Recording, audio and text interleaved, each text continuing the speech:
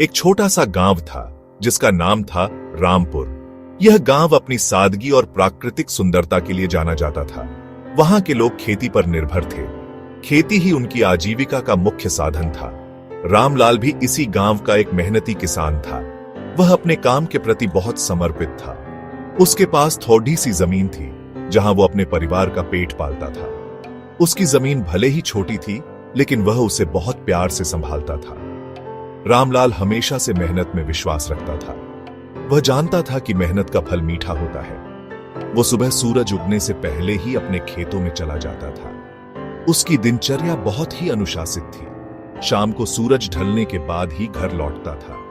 उसकी मेहनत और लगन का कोई मुकाबला नहीं था। रामलाल के परिवार में उसकी पत्नी और 2 बच्चे थे। वे सभी एक दूसरे का बहुत ख्याल रखते थे।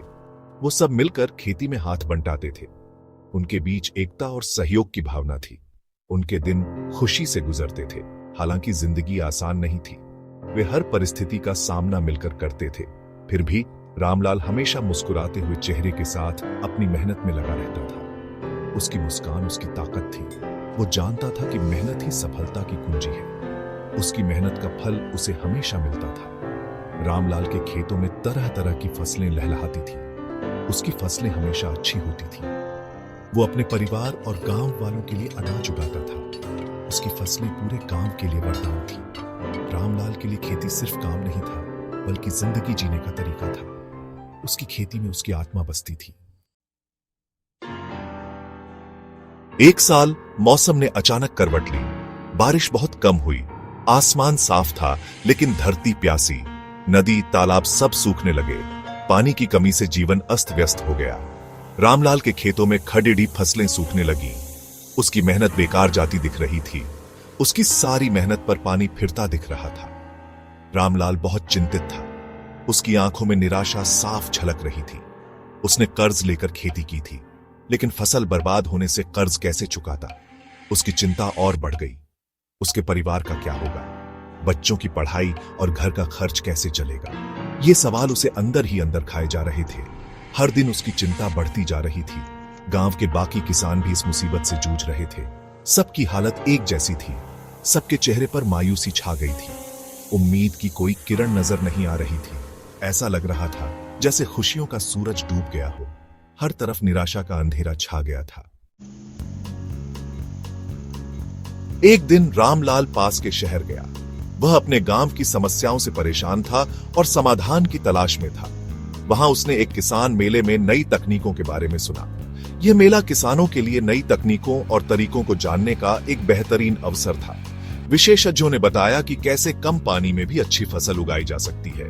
उन्होंने पानी की बचत के लिए ड्रिप सिंचाई प्रणाली के फायदे भी बताए। उन्होंने जैविक खेती के बारे में भी बताया, जिससे खेतों की मिट्टी भी अच्छी रहती है और फसल भी अच्छी होती है। जैविक खेती से मिट्टी की उर्वरता बढ़ती है और फसल की गुणवत्ता भी। रामलाल को नई उम्मीद दिखाई दी। उसे लगा कि इन नई तकनीकों से वह अपने खेतों की समस्याओं का समाधान कर सकता है। उसने ठान लिया कि वो इन नई तकनीकों को अपनाएगा। उसने अपने गांव लौटकर इन तकनीकों को अपने खेतों में लागू करने का निश्चय किया।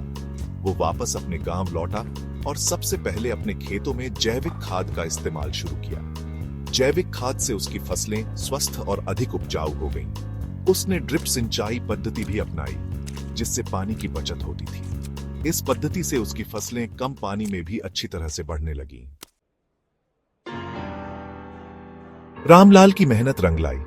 उसके खेतों में फिर से हरियाली छा गई। फसल पहले से भी अच्छी होने लगी। धीरे धीरे रामलाल ने अपना सारा कर्ज चुका दिया।